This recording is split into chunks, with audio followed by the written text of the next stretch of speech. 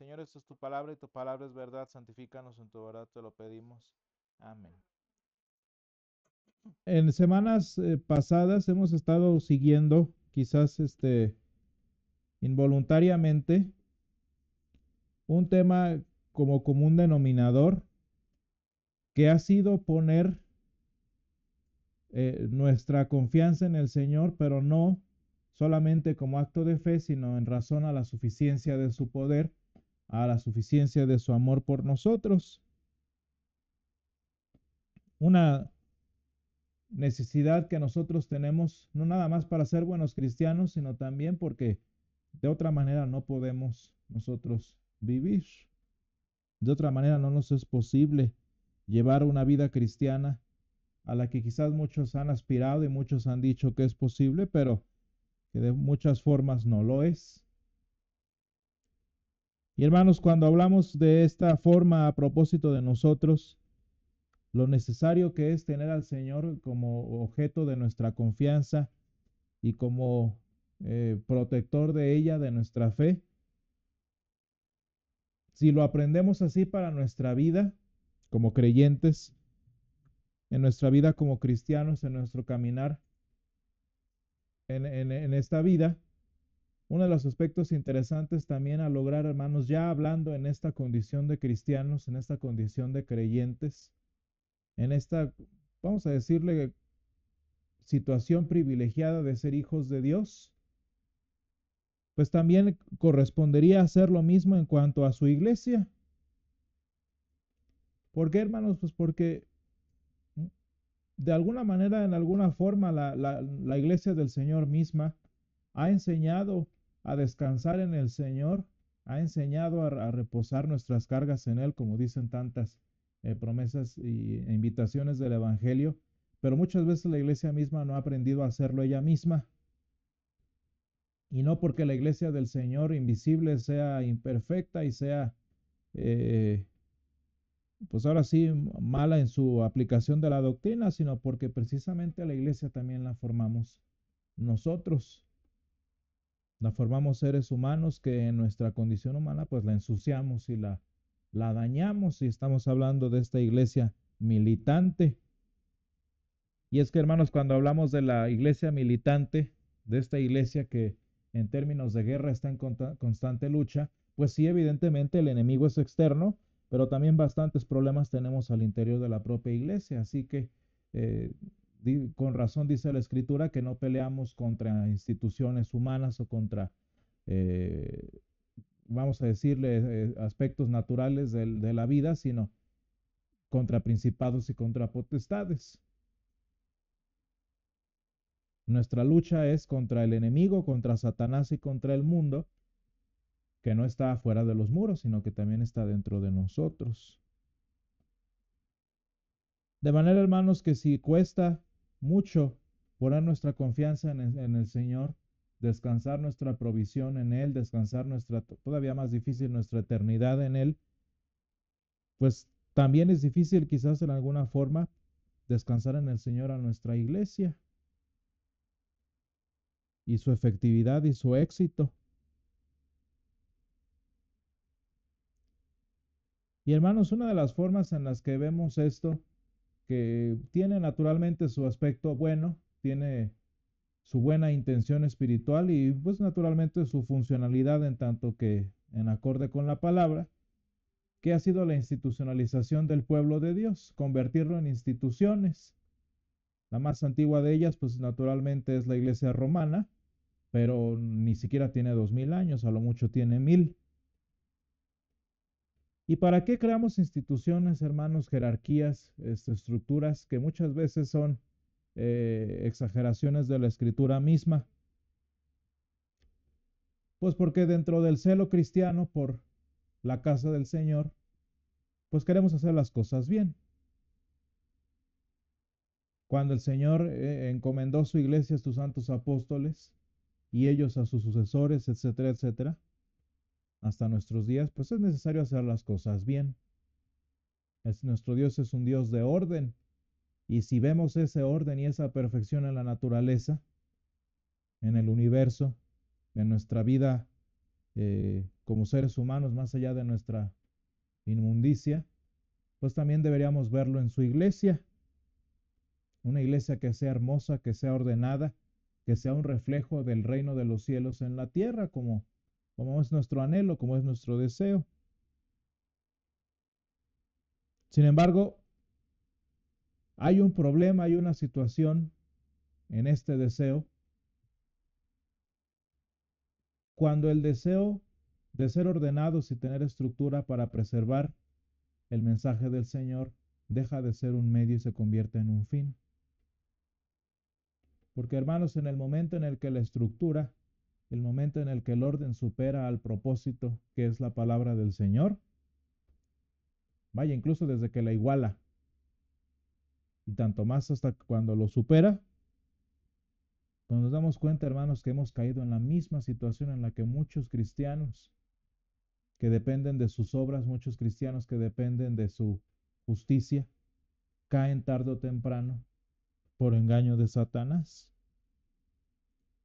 Y vean la tan interesante, el paralelismo tan interesante entre San Juan, que habla aquí en San Marcos 9:38, con Josué, hijo de Nun, ambos a propósito de Jesús y Moisés respectivamente. ¿Por qué, hermanos? Pues porque la situación que estamos viendo aquí en el corazón de Josué y de San Juan, pues es, vamos a llamarle así, es piedad, es celo por el Señor, ¿no? Y no cualquier celo, es por el mandamiento del Señor, porque si el Señor manda esto, si el Señor en este caso con San Juan nos llamó a nosotros, o en el caso de Moisés, si el Señor llamó a 70, ¿por qué hay algunos entonces que lo hacen fuera del ordenamiento del Señor? Y hermanos, vean esto, San Juan no se inventó el llamamiento apostólico y Josué no está inventando de la nada lo que a él le molesta. Estamos hablando, hermanos, de instituciones establecidas por el Señor, establecidas hoy en día en el trono de los apóstoles, por ejemplo, o en la cátedra de Moisés, como diría el Señor en su momento. De manera que podemos ver con bastante razón por qué San Juan se molesta, porque hay uno que está echando fuera demonios y no es de ellos. Ahora la pregunta quizás quedaría aquí, ¿a qué se refiere San Juan con ellos? Porque sí, el Señor llamó a 12, pero también después envió a 70. Y si no somos, y si somos estrictos con los términos, pues eran 70 apóstoles, ¿no? Pero enfocándonos en lo que digo, ¿qué es lo que molesta a San Juan? Miren, de alguna manera podríamos decir que quizás lo que le molesta es que ese hombre, ese individuo que está echando fuera demonios, está haciendo lo que ellos no pudieron justo después de la transfiguración.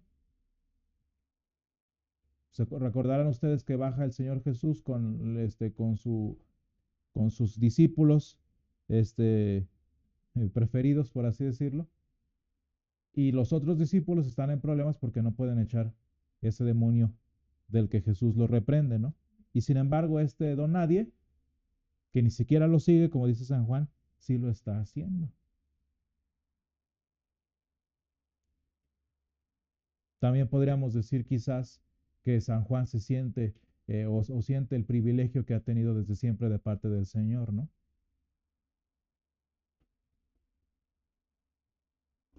Pero sin conocer el corazón de San Juan, porque no nos lo dice la palabra, pues deberíamos quizás limitarnos al hecho de que este hombre, pues de alguna manera está rompiendo el sistema que el Señor Jesús había establecido aparentemente.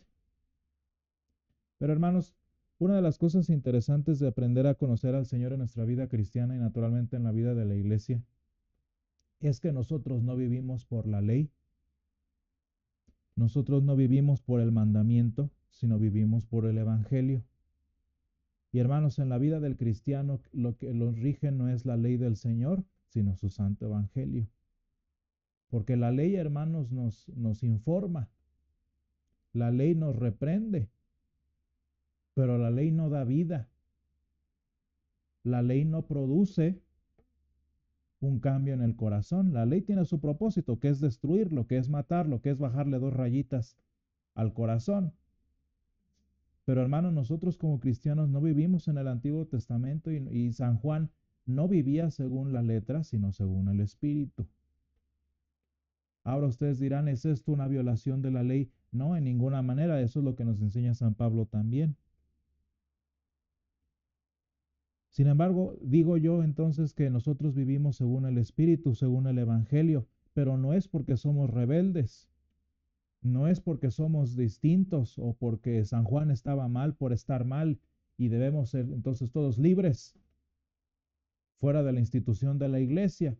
¿Cuánta gente no conocen ustedes, hermanos, que no, pues yo no voy a la iglesia porque yo tengo una relación con Dios y yo leo mi Biblia en casa y yo canto? ¿Para qué voy a la iglesia? Eso es bastante moleste, debería causarnos a nosotros, discípulos del Señor, si vemos que alguien está haciendo eso, ¿verdad? Porque no es de eso lo que estamos hablando. No estamos hablando de una vida cristiana alá y se va.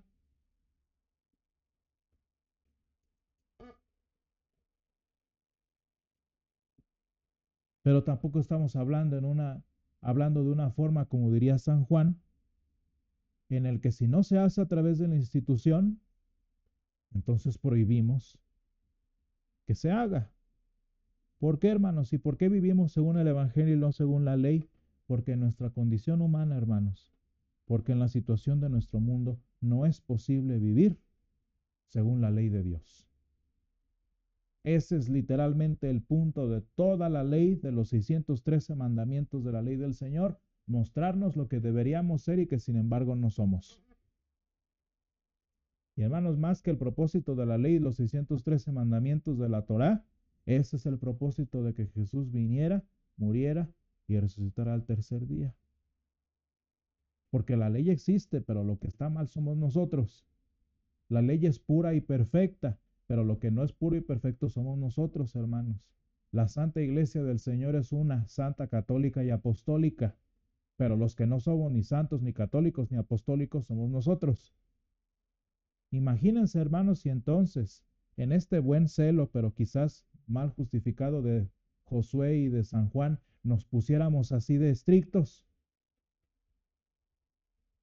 en el que solo los que sean parte de la una, santa, católica y apostólica Iglesia del Señor son los que puedan administrar sus sacramentos y llegar al cielo. Hermanos, ¿quién? Si hasta el supuesto sucesor, como decíamos hace 8 días, sucesor de Pedro, ni él mismo puede. No, es que no hablaba desde la cátedra de Pedro. Pues qué bueno, porque hubiera estado peor. Es que él habló y se le fue el avión, como dicen. Exactamente lo que estoy diciendo, hermanos. Y es muy triste que así como nos cuesta como cristianos soltar la salvación que según creemos tenemos en nuestras manos y depende de nuestra justicia y de lo que yo haga y de lo que yo merezca para la vida eterna, pues aún cuesta igual en términos de la iglesia. Hay un movimiento dentro de nuestra misma iglesia, la luterana, que habla sobre la sucesión apostólica. De pura entrada es una eh, falacia filosófica, una falacia histórica, y ni siquiera es posible. Y si no seguimos a la iglesia, que por sucesión apostólica desde San Pedro o el apóstol que haya sido, ha sido la ordenación de sus pastores, no es válido. Digo, ¿quién, hermanos? Porque se podría ser San Pedro mismo, y aún así San Pablo se lo tuvo que agarrar a golpes espirituales. ¿Dónde está el trono de Pedro, hermanos, en esas situaciones? ¿Se fijan cómo no podemos asirnos? La iglesia no puede asir la ley de Dios para sostener así su éxito espiritual. No, hermano, nosotros no vivimos según la ley, vivimos según el Evangelio. Y hermanos, ¿por qué el Señor dice a San Juan y a los discípulos que no le prohíban? Pues porque, hermanos, vivimos en un mundo tan caído que no podemos darnos el lujo de tener esos privilegios institucionales.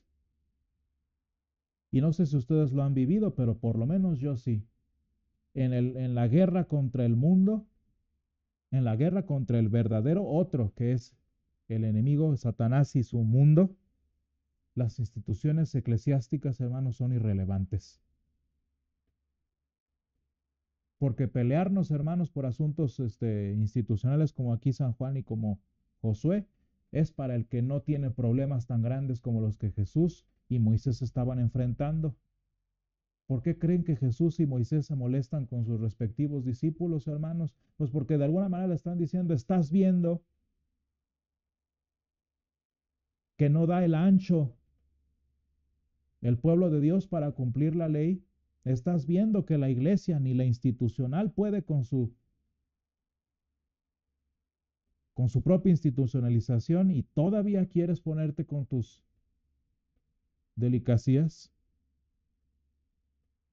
Y dice el Señor, hermanos, porque el que no es contra nosotros, por nosotros es. Y hermanos, fíjense bien, es muy sencillo. Todo aquel que predique un evangelio distinto al que la iglesia invisible del Señor enseña, no es parte del Señor. Esa es otra historia. Estamos hablando de los hijos de Dios que predican el evangelio allí. Si hay alguien que predica un evangelio distinto como el que dice San Pablo, aunque fuera un ángel, para hermanos, para nosotros eso es anatema y eso es responsabilidad del Señor y el Señor y su justicia harán su obra. Estamos hablando de nosotros en el pueblo del Señor. Es que hay una iglesia ahí enfrente que se puso, o hay un hermano que me está robando mi ministerio, lo que ustedes quieran. ¿No es mejor que haya más? ¿No es mejor que hayan más personas, hermanos, que prediquen el evangelio? Porque tú no puedes ni que fueras Billy Graham. Y miren, ya se murió. El miércoles pasado, hermanos, estaba yo tomando uno de mis libros aquí y falleció una de las mentes más brillantes del mundo cristiano, hermanos. Se llamaba, era el profesor John Warwick Montgomery, uno de los defensores de la doctrina y de la filosofía cristiana más grandes que han existido, hermanos. Murió de 92 años, me parece. Imagínense si sus discípulos hubieran puesto, es que él y solo él y nadie compre sus libros. ¿Para qué le enseña a todos? ¿Qué haríamos ahorita sin él?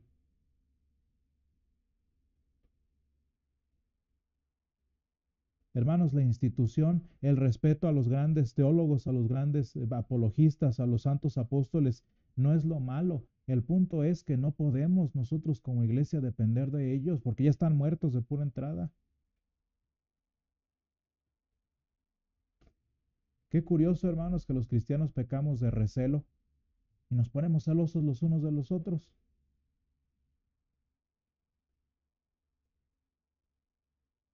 ¿Por qué, hermanos? Pues porque pensamos que la silla es mía. Pensamos que el trono es mío. Hermanos, el trono se llamaba de Moisés porque Moisés era el que estaba sentado allí. El trono de San Pedro se llama así o la silla de San Pedro se llama así, pues porque ahí es donde estaba San Pedro sentado. Pero ¿de quién es esa silla, hermanos? ¿Quién la hizo? ¿De quién es la institución? Pues de nuestro Dios. Y hermanos, qué hermoso es que el Señor nos llama. Fíjense en toda la sección siguiente del 42 hasta el 50, a que si no es por las buenas, por lo menos por las malas. Si no pueden tus manos soltar tu salvación, córtatelas. Porque si tú quieres aferrarte a tu salvación con tus manos y con tus obras, no vas a poder. Entonces mejor córtatelas, mejor llega manco, que termines en el Gehenna o en el tiradero de basura que tenían afuera de Jerusalén. De ahí saca la palabra del Señor infierno. Ahí quemaban toda la podredumbre, toda la basura, todos los restos animales. Ahí los echaban en un valle que estaba al lado del templo.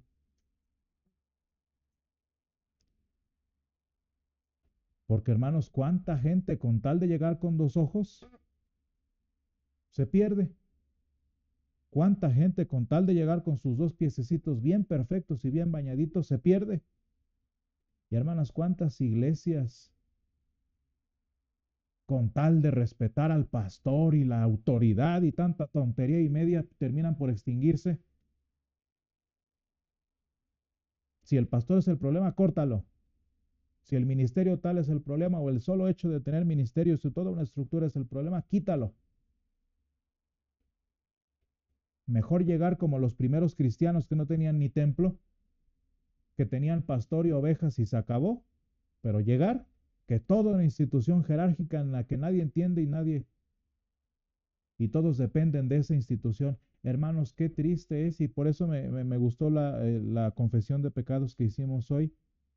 Maldito aquel que confía en el hombre. Esa es la sucesión apostólica. Esa es la famosa autoridad, ese es el famoso este, equipismo dentro de la iglesia. Y hermanos, nosotros no vivimos según la ley, vivimos según el Evangelio. ¿Y saben qué es lo hermoso de esto, hermanos? Que al vivir del Evangelio, que al vivir de la palabra del Señor es Él el que la sostiene, es Él el que sostiene a su iglesia. ¿Haya institución o no la haya? En muchas partes del mundo, hermanos, no hay iglesia. Hay microcongregaciones que a duras penas se sobreviven y ahí está el Señor y ahí hay salvación. ¿Por qué creen que vivimos no por la ley sino por el Evangelio? Porque donde está el Espíritu del Señor, allí hay libertad, no la institución. Permanezcamos entonces, hermanos, en la doctrina de los apóstoles, pero no por obras para que nadie se gloríe, sino por gracia y en el Evangelio, como dice la Escritura, mas el justo por la fe vivirá. Gracias, Señor, te damos por tu palabra, gracias por tu santa iglesia que estableciste como una santa católica y apostólica, Señor. Gracias te damos porque nos permites pertenecer a ella, Señor, pero especialmente porque es tuya, porque tú la fundaste, Señor, y tú la sostienes. Ayúdanos, Padre, a que en nuestra vida de iglesia y en nuestra vida cristiana, Señor, aprendamos a depender de ti, a vivir por tu evangelio, Señor, y no por nuestras obras. Acompáñanos en nuestra semana, Señor, viviendo en total dependencia de ti, Señor, y si hay aspectos en nuestra vida o en nuestra institucionalización que nos estorban, Padre, te pedimos que lo quites para, aunque sea cojos o mancos, Señor, podamos llegar a tu presencia. Todo esto te lo pedimos en el nombre de Jesús. Amén.